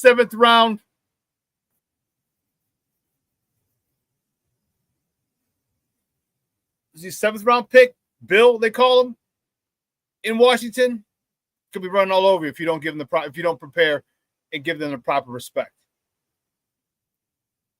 These no-name wide receivers, these 3rd and 4th wide receivers, who we have no idea who the hell they are, they're going to be making big catches if you don't give them the proper respect that they deserve. All right? It doesn't matter. It doesn't matter who they're playing, it doesn't matter. Okay? You prepare for this squad. And most guys knew that Scary Terry was out. They knew Noah was out. But this is where coaching comes in. Has Ben Johnson talked about this? Like, I don't give a damn who is out. We need to go there. We need to score early, often, and do not take our foot off the gas pedal. So what we have all zeros on the clock. Do not take our foot off the gas pedal. And here's a key learning point for this team. When you get a team that you should beat, you need to beat them.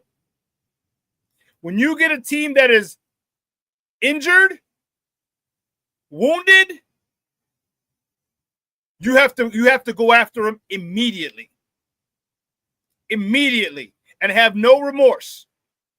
No remorse. Because guess what? They would have no remorse on you. They'd have no remorse on you. So Ben Johnson has to get that across to his team, because if he's able to get that message across, that we don't care who's on the other side, we're still flying around. We follow our keys, we make plays, and we hit hard. Alignment, assignment, attitude. Alignment, assignment, attitude. That attitude part can never change. The attitude part has to be the nastiest it's ever been. Because you need to let this team know who's already wounded that you ain't coming, you ain't leaving tonight with a win. You ain't going to give your hometown crowd a huge upset. This is where coaching comes in. This is where I wonder how Ben Johnson has gotten this message across to his players. Well, we're going to find out. Key Book of World. I don't give a damn. I'll say it too. I said they're wounded. And you know what? I don't care. They were down 2 of their top receivers. I don't care. I'll say it. I'll say they're wounded. I'll say they're half-assed.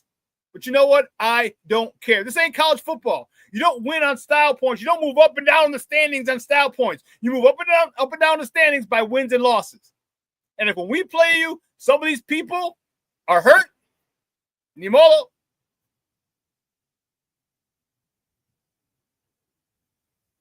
whatever, it's a cruel, cruel sport. Very cruel sport. And nobody is going to feel sorry for us if the shoe is on the other foot. No one. No one's sorry for us that our starting left tackle for the last 3 years has been hurt. No one feels sorry for us. So, man, tell him, Jay Grizz, lo siento, bro. Sorry. Sorry your dude's hurt. Maybe next time. But, lo siento mucho. Real sorry for you, boss. Big time. But I got to put that ass whooping on you.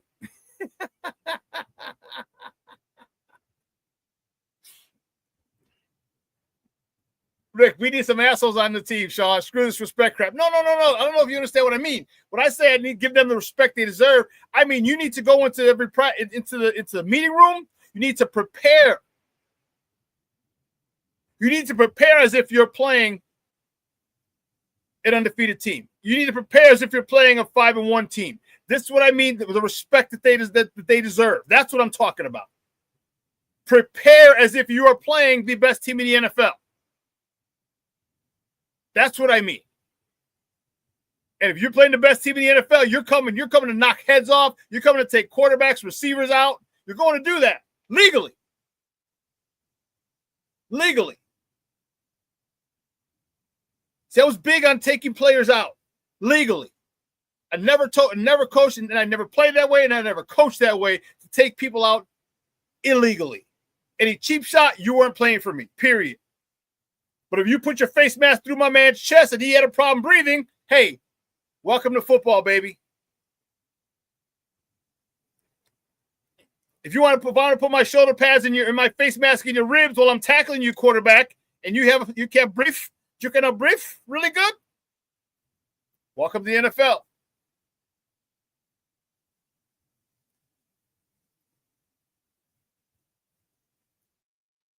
There was a school in Detroit, an all-black inner-city school in Detroit. Cass, I want to say Cass Tech. And like a lot of inner-city schools, they had small numbers, okay? But I cannot remember the name of the head coach. He said, we don't got a lot of people, so we got to be the toughest SOBs out there. And they used to physically destroy teams that were so much better than them. Teams that if you put them against them, almost all the teams that they played, talent-wise, there's no way that this team should ever have a chance. But you know what? The physicality part of it is what levels the playing field. And that's where I need this Bears team to be. I need them to shift and tilt that balance toward us by being physical. By being physical.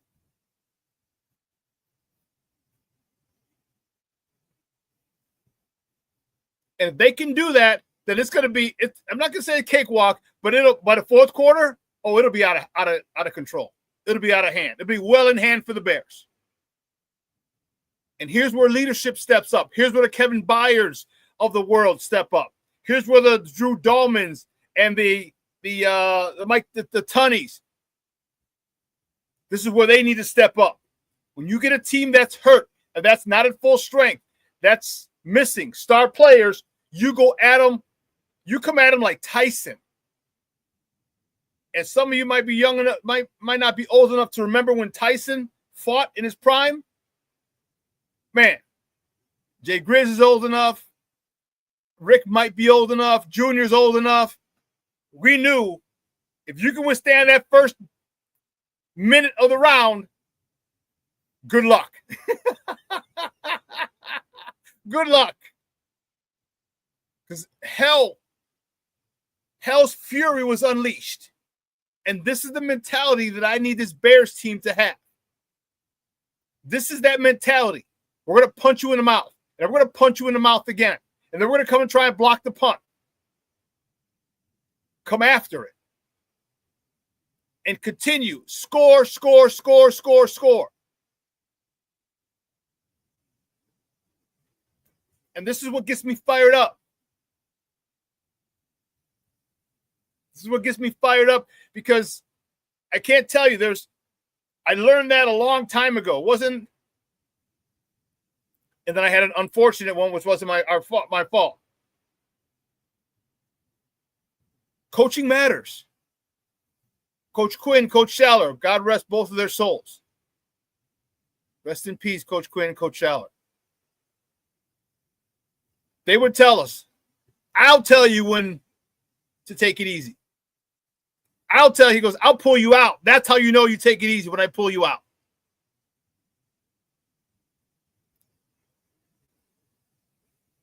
And if Ben Johnson can get that message across to his players, and if they're buying it, it's going to be a nice Bears victory. Because Washington's hurt. You can't go in. You can't expect to win when a lot of your star players are out. Your top 3 receivers could be out. If Deebo Samuels has one wrong thing, gets his foot stepped on, or the wrong thing, cuts the wrong way, or gets his foot kicked, and his heel re-aggravates, he's out. Now you got your top 3 receivers out. There's no way. With the way that our DBs have been covering and taking the ball away, yeah. So it's going to be an exciting game. And I'm really excited to see how Tyreek Stevenson plays. Because I don't want him to get too fired up over this game, because this is going to be the scene of the crime last year. But I need him to play. I need him to ball out. I need him to continue being a great CB1 until Jalen Johnson comes back, and that could be in 2026. That could be 2026. So I need you to be a great CB1 until then. Whenever Jalen Johnson comes back, and then a couple weeks in, because he's not going to be 100%. He's not going to be in the flow. He's missed training camp, preseason, regular season. Missed all them games.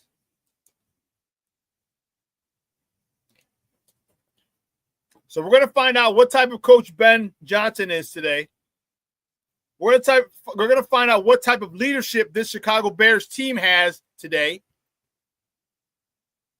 We're going to find out what type of dogs we have on this team today.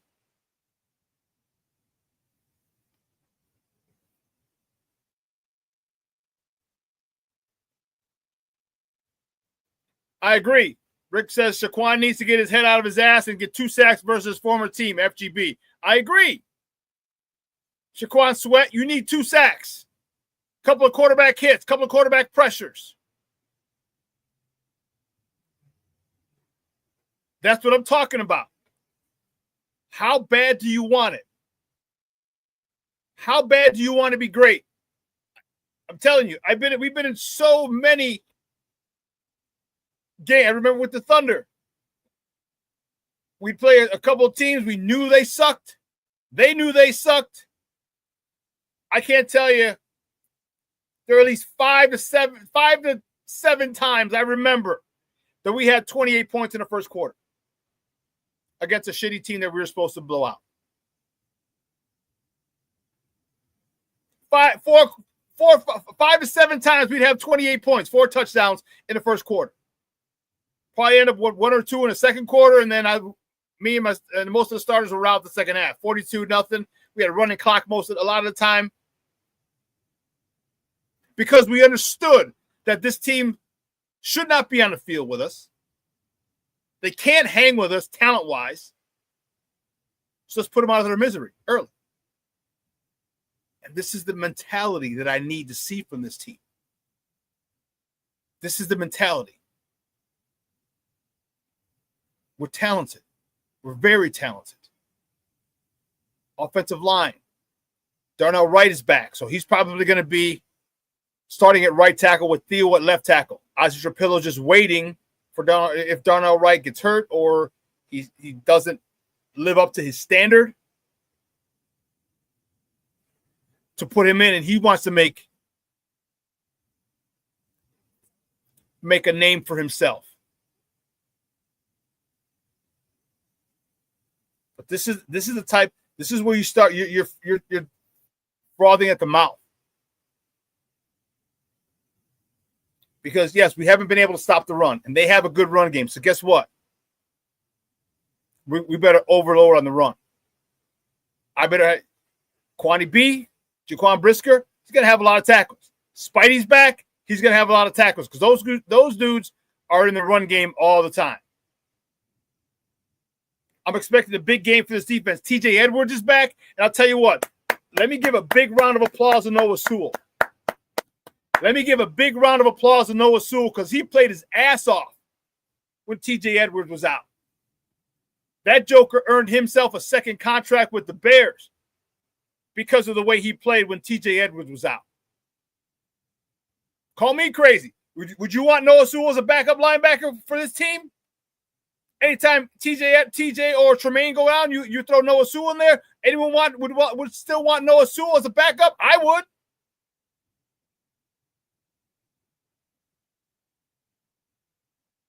Give that man an extension.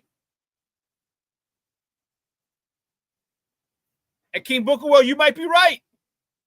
King Bookerwell said if Wright gets 2 penalties tonight, sit his ass down. And I'll tell you what, I told you before, he's going to be the example. I told you, he's the one they're going to make the example of.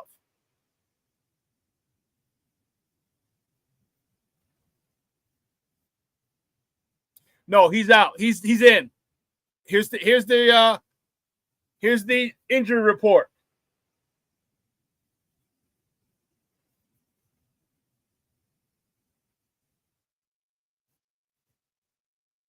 Done all right. Thursday didn't practice. Friday was limited. Saturday full. He's in for the game.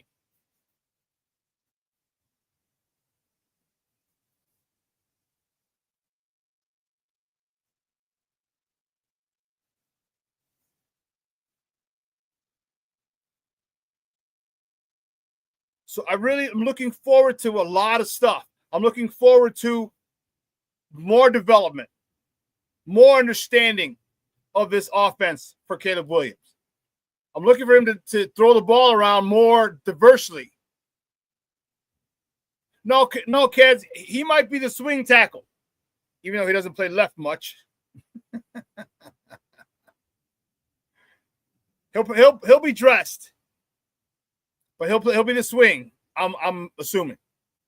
I'm presuming he's going to be the swing tackle.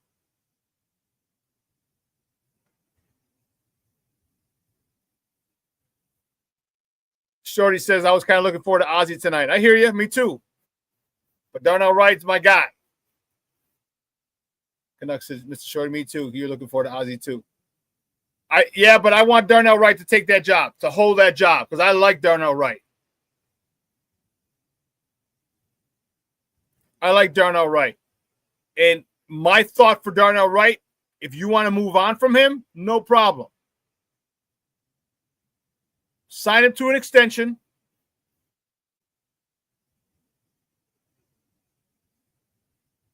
Pick up his fifth-year option or sign him to an extension.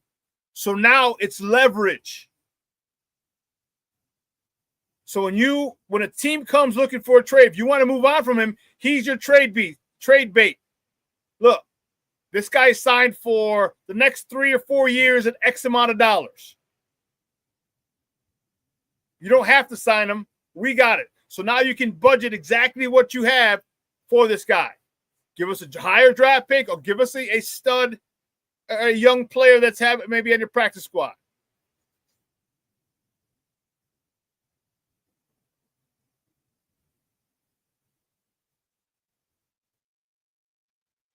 Rick, that's a great question, Rick. Rick says, Shawn, what happens first this season? DJ 100-yard receiving or Swift 100-yard rushing? We need to get DJ going, FGB. Yeah, we do.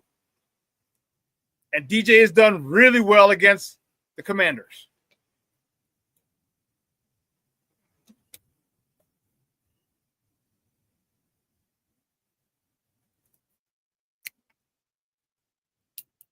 My thing would be, I say Swift 100 yards first before DJ's 100-yard receiving. DJ just gets ignored by Caleb. That's all. That's the problem. That's the problem. And if Ben continues to stick with the run game, then yeah.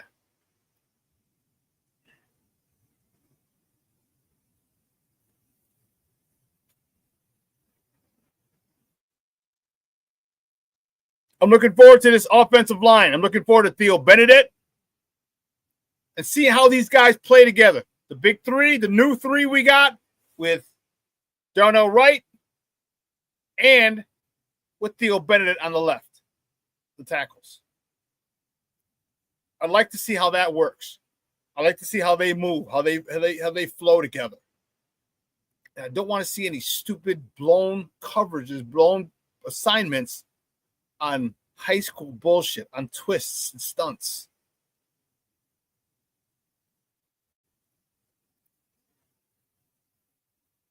I don't care if the guy comes, the right defensive end comes all the way around to the left guard. You better see it. You better see it, and you better have practiced it, and you better have gone over it. Junior said DJ had quite the game 2 years ago against the Commanders. Yeah, and that was against mostly man.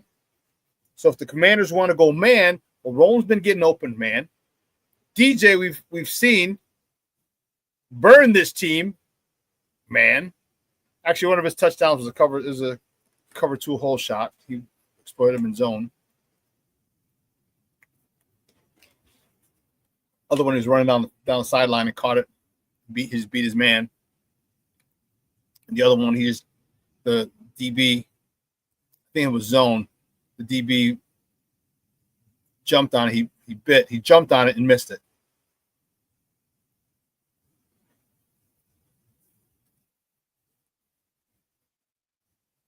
But it's all predicated by our run game. All predicated. And I'm anxious. I don't even know where I'm going to watch the game. Where you guys put in the chat? Where you guys going to watch the game? Like, some of you might be at home, and that's cool. I don't know if I'm going to go to my guy at local cantina or if I'm going to go to Branding Iron. I'm not sure yet. Or if one of my guys wants to invite me over to his house, their houses, yeah, I'll go there. I'm thinking about local just because they have some amazing, amazing birria tacos. He's got some amazing quesabirria tacos. Birria with some cheese. Holy cow. Or maybe just go into Burger Papi. He's got a half off appetizer, and his wings fall in the appetizer category. The wings with that sauce, that Papi sauce. Oh, did he? Okay.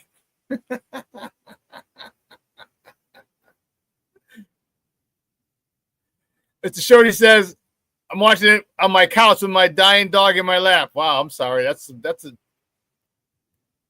downer. Sorry, buddy. Michelle said, I'm watching the game in my bedroom at home. Okay. Cornelius says, I'm at home. I already have my game day meal planned. What are you making? What are you making? Let us know. Junior says, I'm making that for dinner tonight. What, birria? You're making some birria? Oh, jeez.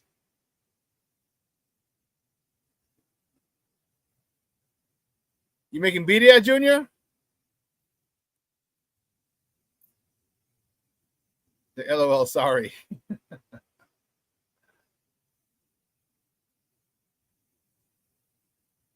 Junior says, yes, making birria. Wow. The Shorty's dog is a lab and Staffordshire Terrier. Okay. Well, condolences. Damn, kids. Kid says mine is 14 human years. He's on his way out too. Yeah. But 7? Yeah. Shit. That's 98. He's 98. He can make it to October 27th. He'll be 13 or 14 years old. He's 13 now. Damn. That's a bummer.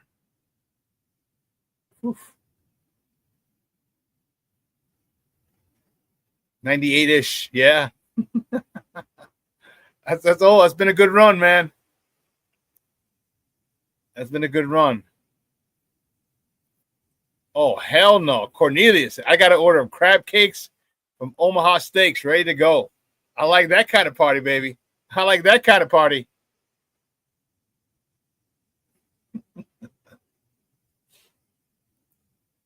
Well, good.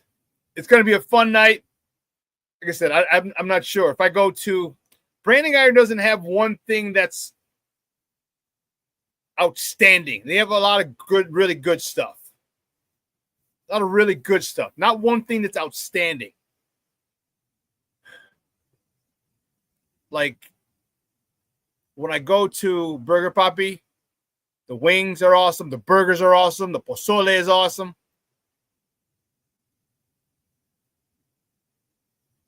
Yeah, the wings are good, Shorty. But I'm telling you, the place Burger Papi, he says that his new sauce he calls it the Papi sauce. No, did he? Pause. Shorty, man, let me tell you, you would fall in love with that sauce. You probably want to buy some just to take home with you. That's how good it is. You know, so my guy local has the birria tacos that are off the chain. My guy at Burger Papi has the wings with that sauce that's off the chain. In addition to the hamburger, the burgers. That's why he became famous. It's called Burger Papi because he used to run a burger joint on 18th on the corner of 18th and Damon. He called it 18. Rick.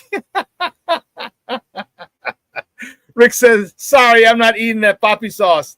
I don't care how good it is, fool. FGB.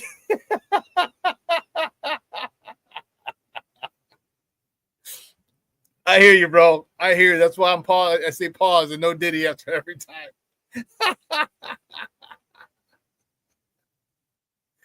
Oh man, I'm telling you, that's funny. Oh my goodness, you guys are awesome. Shorty said, on Friday I bought plain wings and put the bomb on them, then paid for it the next morning. Oh. Long visit to the bathroom, huh? Whew. All righty. Well, listen, guys, 2 hours is coming and going. I want to thank my guest, Kelsey Nicole Nelson, for calling me from D.C., talking about the big previewing the big matchup today, Bears at Commanders on Monday Night Football. All right.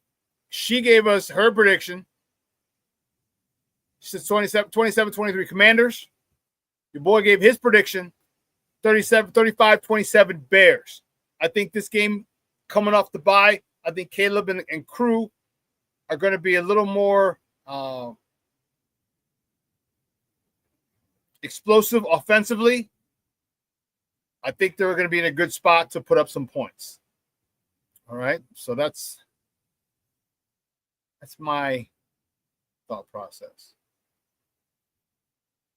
Tracy's ever seen the bomb on Hot Ones? No, I haven't. It must be some crazy sauce, huh? Super hot sauce.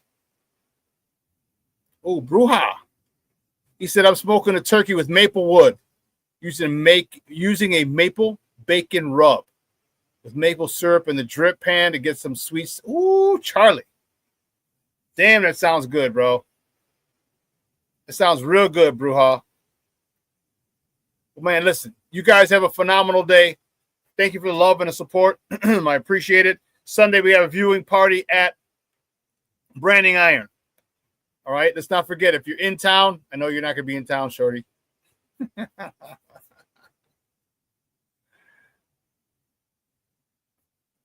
Sunday, October 19th at 11 o'clock.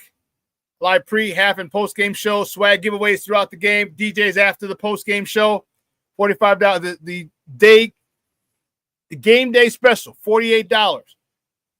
Open bar for the game. One entree, either your choice of barbecued ribs or chicken wings. And you also get a small order of nachos as well. All right. So come on out. It's going to be one heck of a time. Those of you who were there last time, Shorty will tell you it was a blast. It was a blast. Kept giving away a lot of stuff. We're going to give away more stuff this on a week from yesterday. All right. But listen, I got to get out of here. I got to go pick up the warden from CrossFit. You guys have a phenomenal day. Do yourself a favor. Let your loved ones know you love them, because tomorrow is promised to no one. All right. Today's a perfect day to reach out to some of your people, make some plans to go to a sports bar, go to your house, go to their house, meet up, hang out with people you haven't hung out with in a minute. Make some memories, because, man, time moves fast. If you don't slow down and take a look in a while, you just might miss it. Let's borrow that from Ferris Bueller. All right, so I'm out of here, 12:15, Second City Sports. All right, I will see you guys on Wednesday. It'll be a Bears victory Wednesday. Fingers crossed. Have a phenomenal day. It's a little cool out there, 65 degrees here in the Chi. But for all my peoples and everyone here at Sports Zone Chicago, I'm your boy, the Superback, Shawn Sierra. Have a phenomenal day. I am out.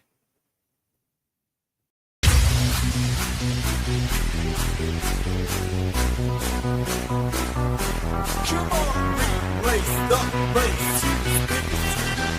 Get ready for the job and answer the clock.